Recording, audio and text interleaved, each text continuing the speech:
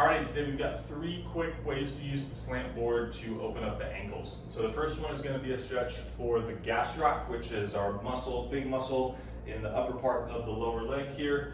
We're going to get our foot on the slant board so that our big toe knuckle, 4th and 5th toe knuckle and heel are all nice and evenly pressed down. We're going to keep our legs straight and then use our back foot to push our body forward, and we should feel a nice bit of lengthening stretch to about a 5 or 6 out of 10, maybe a 7, as long as we can breathe really comfortably throughout that sensation, even if it's borderline uncomfortable. Okay, we should be able to kind of put our hand behind our low back here and kind of feel the ribs moving out. Or we should be able to take our hand, put it on our side ribs, same thing, feel the ribs moving out.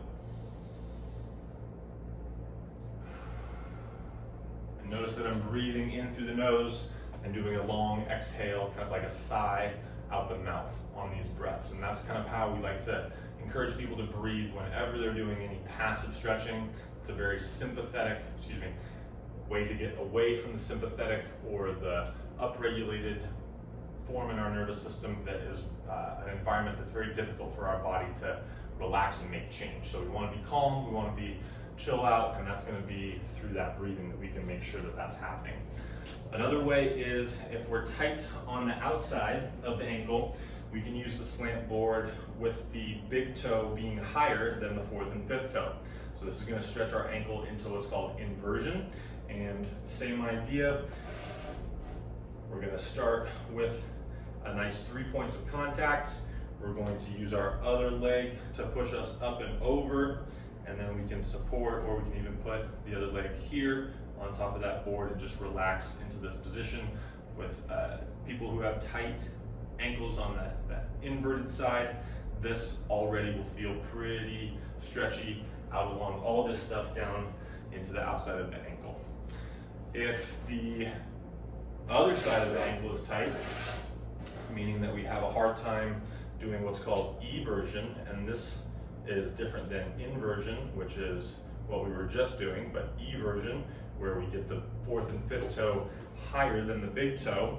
So that's how we would set up on our slant board here.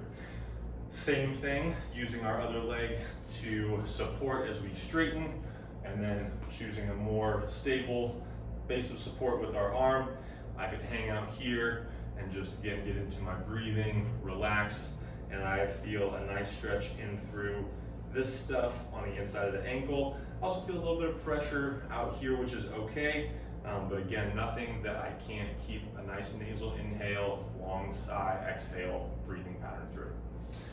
Okay, so depending on where you are tight, that is going to indicate sort of what position you should use with the slant board.